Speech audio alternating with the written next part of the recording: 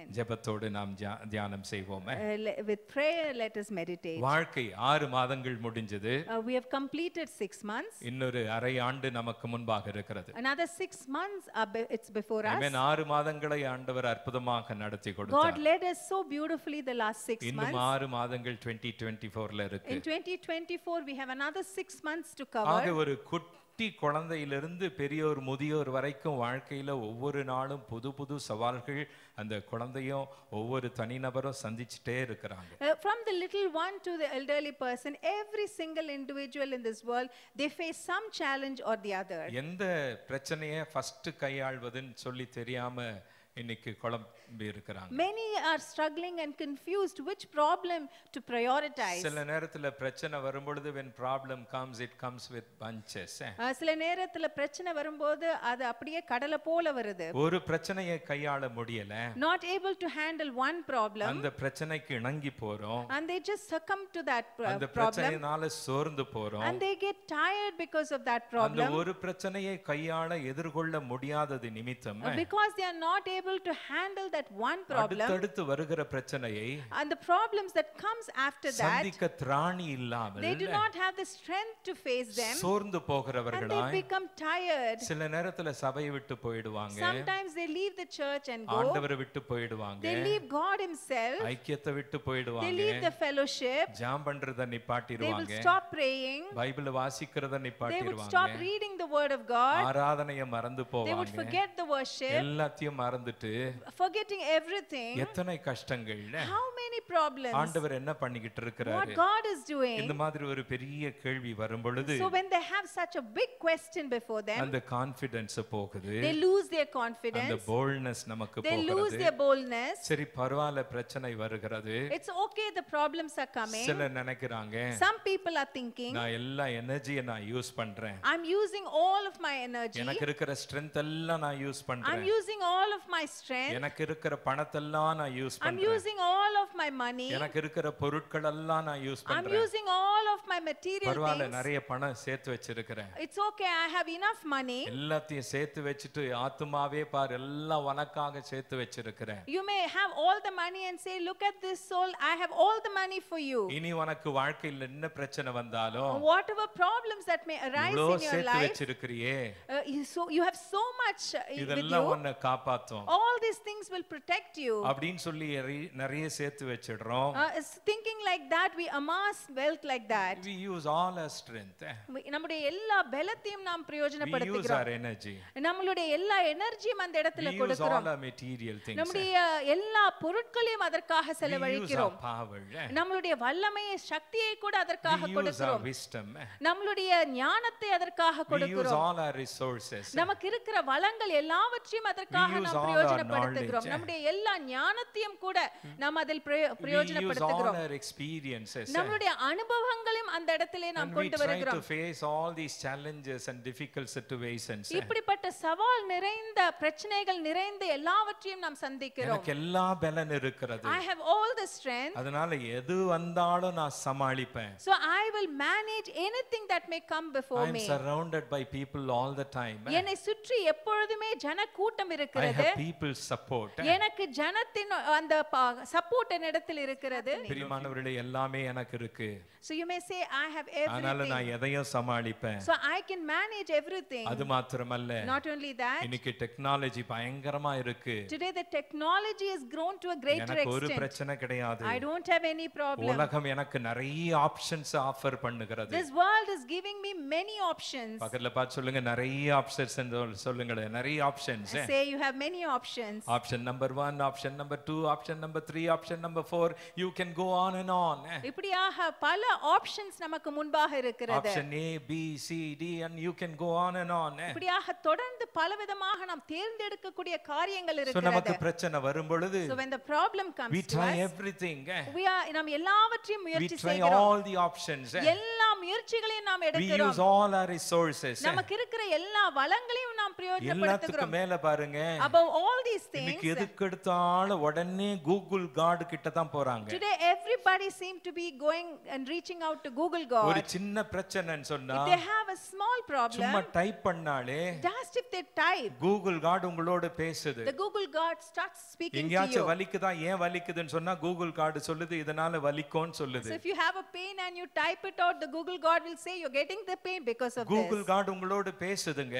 The Google God is speaking to you. அதனால எனக்கு டாக்டரும் வேண்டாம், So you say I don't need a எனக்கு doctor, யாரும் வேண்டாம், I don't need anyone, YouTube எனக்கு friend. YouTube is my friend. அது மாத்திரமல்ல, Not only that, இன்னும் அட்வான்ஸ் ஆயிருக்கு பாருங்க. so everything has gone இப்ப advanced. சாட் ஜிபிடி So வந்திருக்கு. you have Chat GPT. அதனால ரொம்ப சந்தோஷங்க. So everybody is so happy. எந்த கடவுள் கிட்ட போக வேண்டிய You அவசியம் don't கிடையாது, have to reach out to எந்த God. பாஸ்டர் கிட்ட போக வேண்டிய You அவசியம் don't have கிடையாது, to reach out to any ஏன் pastor. உங்க சொந்த மனைவி புருஷன்கிட்டயே போக வேண்டிய You அவசியம் don't கிடையாது, have to reach out to your own wife or உங்க அப்பா husband. கிட்ட அம்மா கிட்ட போக வேண்டிய அவசியம் There is கிடையாது. no need for you to go to your parents also. உங்களுக்கு யார் கூடவாச்சும் பேசணும்னு சொன்னா So if you want to talk to someone, நீங்க சாட் பண்ணலாம். you can start chatting. இன்னொரு மனுஷன் உங்களோட பேசுற மாதிரி நீங்க சாட் பண்ணலாம். Just like how you would talk to another person, you can chat. உங்க பர்சனல் பிரச்சனை எல்லாம் நீங்க ஷேர் You பண்ணலாம். can share all your personal problems. Technology அந்த அளவுக்கு So வளர்ந்திருக்கிறது. the technology has advanced so much. ஆனாலும் பாருங்க, But even then you எல்லா see, ஆப்ஷன்ஸ் ட்ரை பண்ண பிறகு, even after trying so many options, எல்லாத்தையும் தேடி போன பிறகு,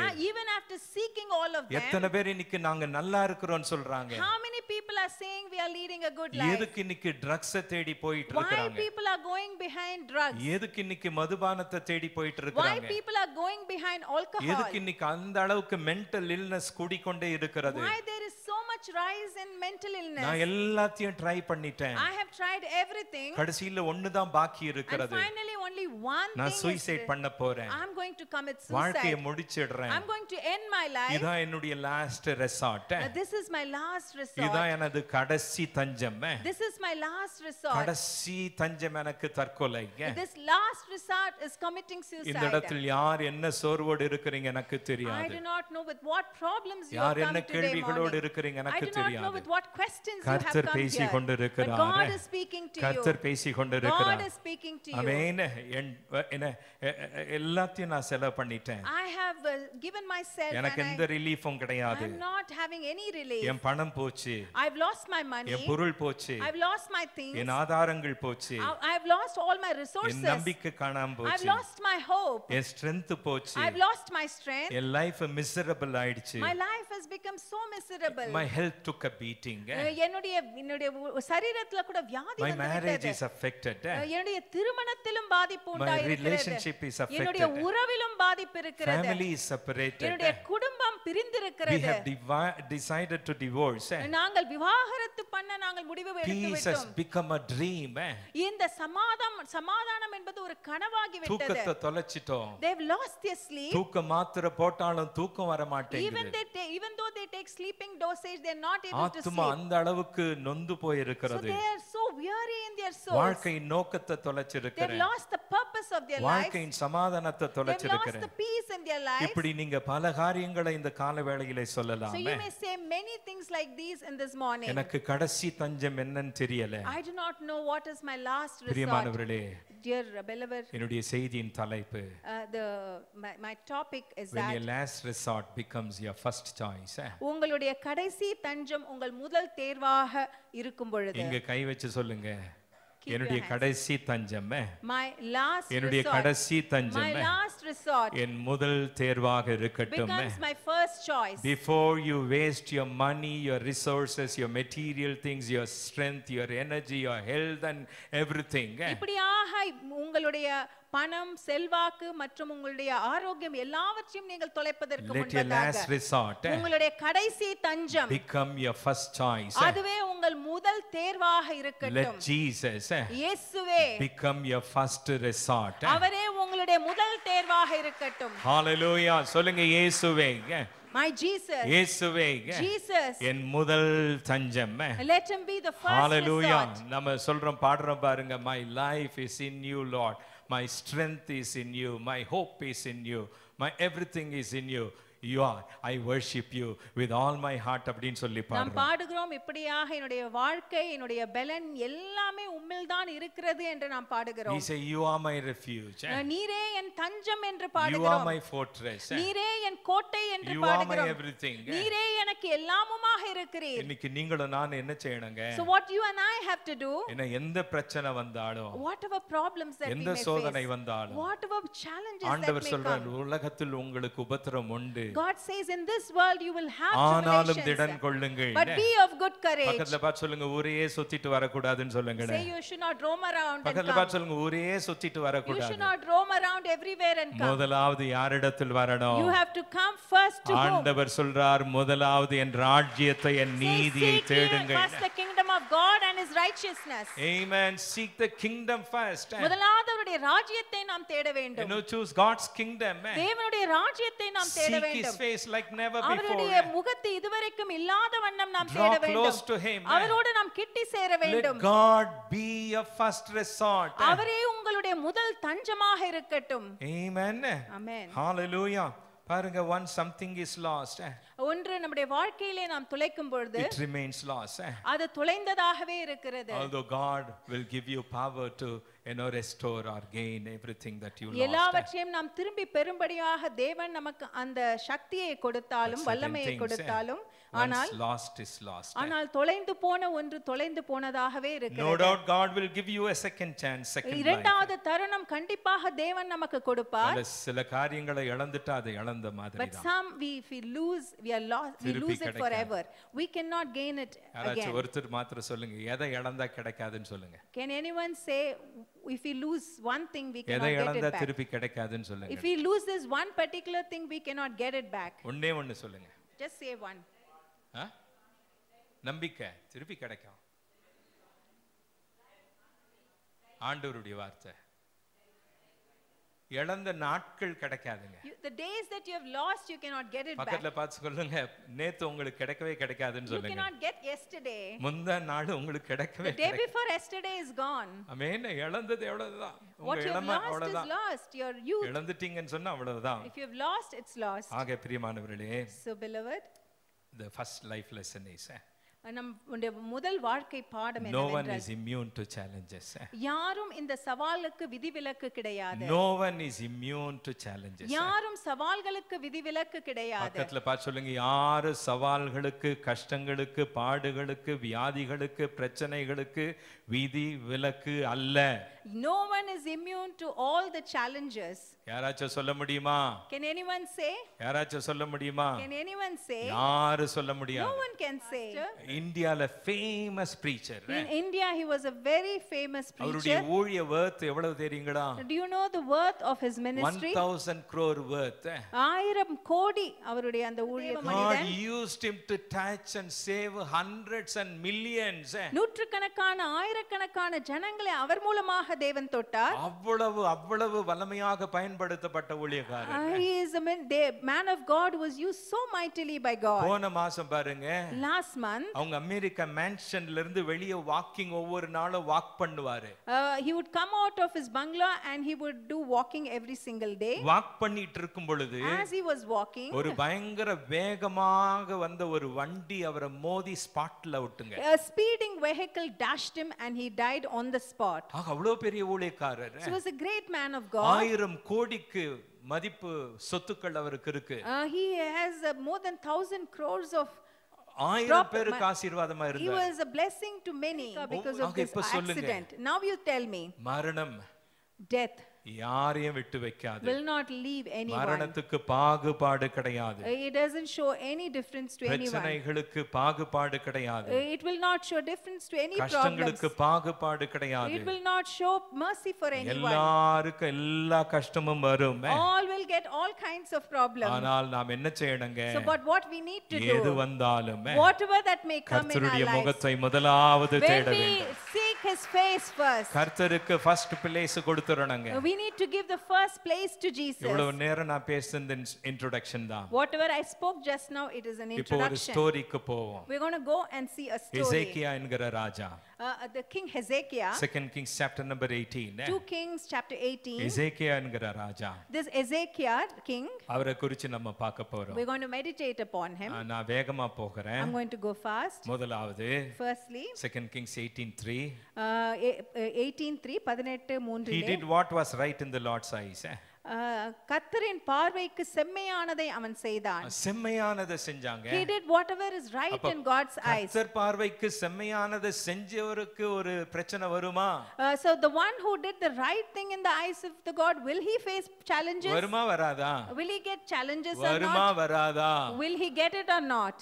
வரும் ஆனா வராது. Hello. Amen. He did what was right in the Lord's eyes. அவர் செம்மையான கர்த்தரின் பார்வைக்கு செம்மையானதை செய்தான். Secondly, he removed the substitute.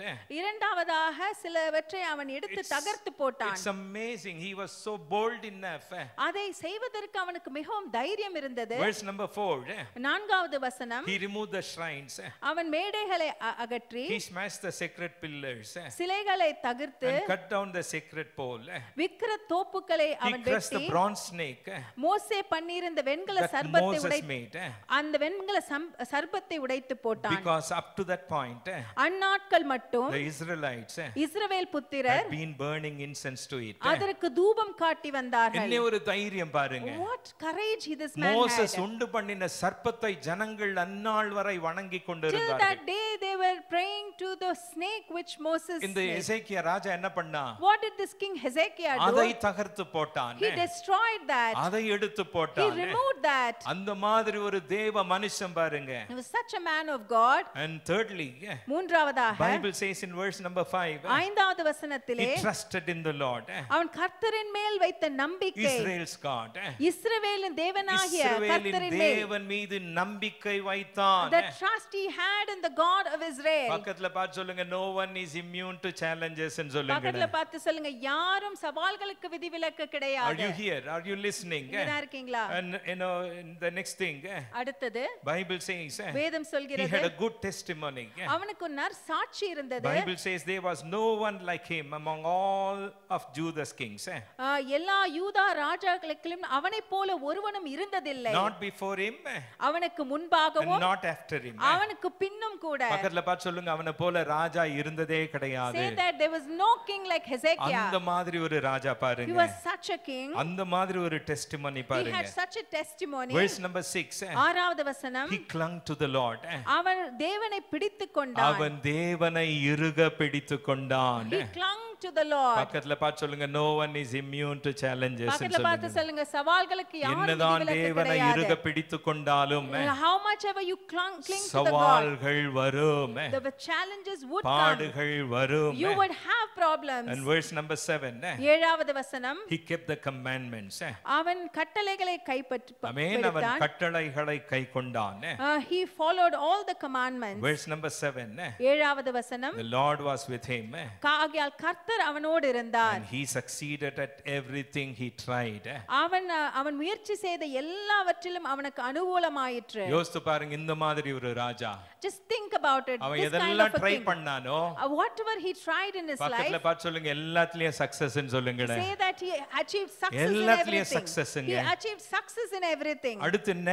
What happened next? அவனுக்கு முன்னால எந்த எதிரியும் கிடையவே கிடையாது. There was no enemy in front of him. He struck down the enemies. எல்லா எனிமைகளையும் அவன் சத்துருக்களையும் தகர்த்து போட்டான். Verse number 7 and 8. ஏழாவது எட்டாவது வசனம் எல்லா சொல்கிறது, எதிரிகளை அடுத்து நொறுக்கி வீழ்த்தினான் என்று வேதம் he சொல்லுகிறது. struck down all his enemies. You go to verse number 2. இரண்டாவது வசனத்துக்கு 2 போகும்போது Kings 18 verse number 2. 18வது அதிகாரம் He was இரண்டாவது வசனம். 25 years old. அவன் 25 வயது When நிரம்பியவனாக he began இருந்தான். his 29-year reign in Jerusalem. எருசலேமிலே 29 வருஷம் அரசாண்டானவன். எத்தனை வருஷங்க? How many years? சத்தமா சொல்லுங்க, 29 வருஷம் Say சொல்லுங்க. 29 years. பக்கத்துல பார்த்து சொல்லுங்க, no one is immune to challenges ன்னு சொல்லுங்க. யாரும் சவால்களுக்கு விதிவிலக்கு கிடையாது. யாரும் சவால்களுக்கு விதிவிலக்கு No one கிடையாது. is immune to challenges. Are you here? இதா இருக்கீங்களா? என்ன நடந்தது? So what happened? பிரச்சனை என்ன? What is the problem there? 7ஆம் வசனம் என்ன சொல்லுகிறது? What is the 7th verse saying? 13ஆம் வசனம் என்ன சொல்லுகிறது? What is the 13th verse saying? அசீரியா ராணுவம் வந்தது.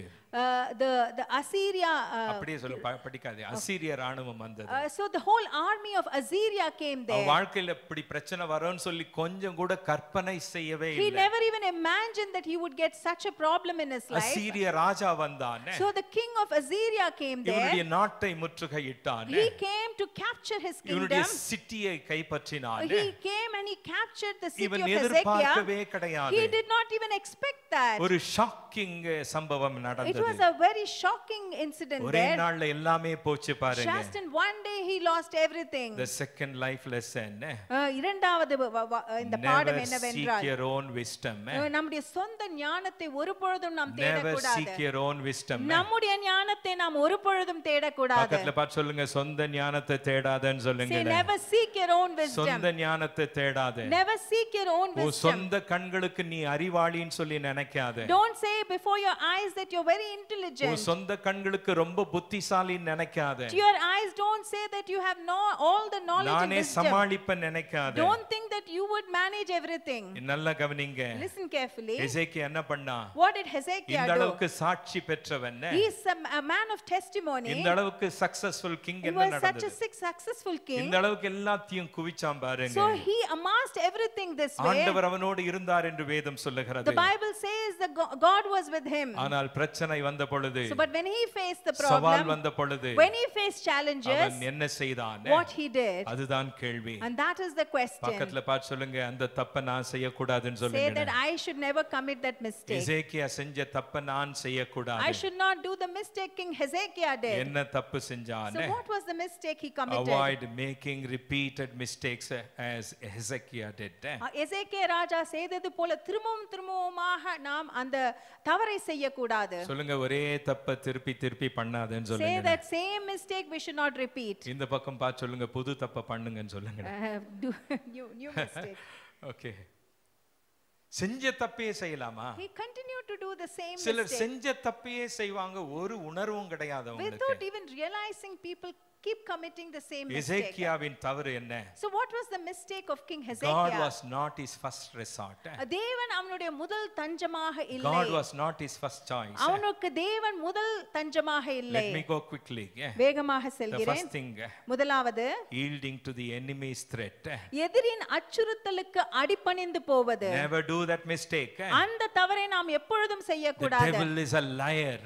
அந்த பிசாசானவன் பொய்க்கு பிதாவாக He's a இருக்கிறான். liar. அவன் பொய் சொல்கிறவனாகவே He's இருக்கிறான். like a roaring lion. அவன் கர்ஜிக்கிற சிங்கத்தை போல He just இருக்கிறான். wants to swallow you. உங்களை விழுங்கும்படியாக அவன் வகை தேடுகிறான். அப்படியே விழுங்க பார்க்கிறான். He just wants to swallow you. உங்க குடும்பத்தை விழுங்க He பார்க்கிறான். wants to swallow your உங்க family. சுகத்தை விழுங்க He பார்க்கிறான். wants to swallow all the good உங்க things. சமாதானத்தை விழுங்க He பார்க்கிறான். wants to swallow your peace. ஆண்டவர் உங்களுக்கு கொடுத்த ஆசீர்வாதங்களை விழுங்க He பார்க்கிறான். wants to swallow all your blessings. He yielded to the enemy's threat. இப்படியாக எதிரின் அச்சுறுத்தலுக்கு ஹெசேக்கியா ராஜா It is அடிபணிந்தான். shocking. அது அப்படியே நம்ப முடியாததாக You read verse இருக்கிறது. number 14. 14வது வசனத்தை நாம் படிக்கும் பொழுது, Judah's king Hezekiah sent a message to the Assyrian king. அப்பொழுது யூதாவின் ராஜாவாகிய எசேக்கியா He said to the Assyrian king, அந்த அசீரிய ராஜாவுக்கு ஒரு செய்தி I அனுப்புகிறான். admit my wrongdoing. நான் குற்றம் செய்தேன் என்று சொல்கிறான். Yielded அப்படியாக அவன் கொடுத்து to the விட்டான். enemy's threat.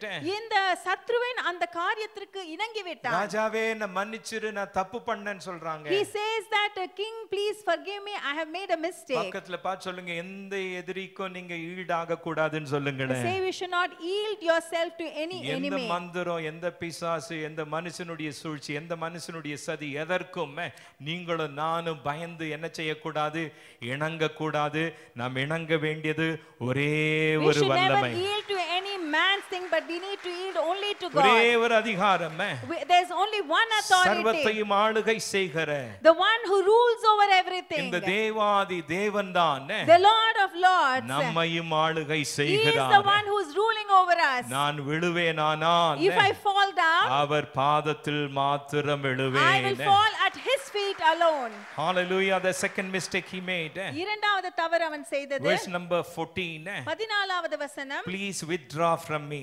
என்னை விட்டு திரும்பி போ என்று சொல்கிறான். Pleading for man's mercy. மனிதனுடைய இரக்கத்திற்காக அவன் மன்றாடுகிறான். நல்ல கவனிங்க, மனுஷனுடைய இரக்கத்துக்காக யாரும் கெஞ்ச வேண்டிய அவசியமே இல்லை. No one has to plead for man's mercy. ஆண்டவர் அந்த மாதிரி சூழ்நிலையில் உங்களையும் என்னையும் விடவே மாட்டார். God will never put us in such a situation. மனுஷனுடைய இரக்கத்திற்கு மேலாக, above the man's mercy, மனுஷனுடைய தயவுக்கு மேலாக, above man's favor, ஆண்டவருடைய தயவுதான் பிரதானமாய் இருக்கிறது. It is God's favor which should be the first resort. அவர் இரக்கத்தில் ஐஸ்வர்யமுள்ளவராய் இருக்கிறார். He is rich in mercy. கரங்களை நல்லா தட்ட மாட்டீங்களா?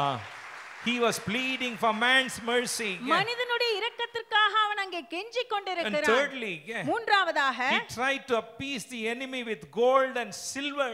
தங்கம் மற்றும் வெள்ளியால் எதிரிகளை அவனை சமாதானப்படுத்த முயற்சி செய்கிறான். பக்கத்துல பார்த்து சொல்லுங்க, எந்த காசு எந்த பணம் யாருக்கும் கொடுத்து என்ன செய்ய வேண்டிய அவசியம் கிடையாது. யார் தயவை வாங்க வேண்டிய அவசியமே கிடையாது. There is no necessity for us to get man's favor through silver and gold. ஆதி சபை மக்கள், the early church people, எதிரின் அச்சுறுத்தலுக்கு, all those things from the enemies, அவர்கள் இணங்கவில்லை. they never yielded to all those things from the enemies. Every single day, ஆண்டவர் சமூகத்தில், in the presence of God, வீடுகள் தோறும் கூடி உறுதியாய் ஜெபத்தில் தரித்திருந்தார்கள். they tarried in prayer, gathering in every house. முதலாவது கர்த்தரை தேடினார்கள். First they seek the Lord. என்ன நடந்தது? So what happened? மனுஷர் கண்களில் அவர்களுக்கு தயவு கிடைக்க அவர் உதவி செய்தார். He helped them to get favor in man's eyes. நல்ல தட்டுங்களே, கரங்களை தட்டுங்களே. ஆமென். யார்கிட்டயும் போய் விழ வேண்டிய அவசியம் கிடையாது. We don't have to go and fall at anybody's feet. ஆண்டவர் தயவுக்கு மேலாக எந்த தயவும் நமக்கு அவசியம் கிடையாது. There is no necessity for us to get favor from any other person. என்ன பண்றான்? So what he does? ராஜாவே, அசீரிய ராஜாவே, see, he looks at and says, as the king of நீ என்ன Assyria, கேக்குறியோ அதை நான் கொடுக்கிறேன். whatever you ask, I would give it to you. நீங்க அந்த மாதிரி எதையும் யாருக்கும் கொடுத்து நீங்க ஆசீர்வாதத்தை நீங்க விடுதலையை வாங்க வேண்டிய அவசியமே கிடையாது. அந்த மாதிரி சூழ்நிலையில் ஆண்டவர் உங்களை விட்டு அவர் வேடிக்கை பார்க்க மாட்டார். There is no necessity for you to get that kind of a favor from anyone, and God will never allow you to be in that kind of a situation. My God is a man of war. அவர் யுத்தத்தின் தேவனாக இருக்கிறார். I said my God is a man of war. அவர் யுத்தத்தின் தேவனாக இருக்கிறார். He will fight the battle for you.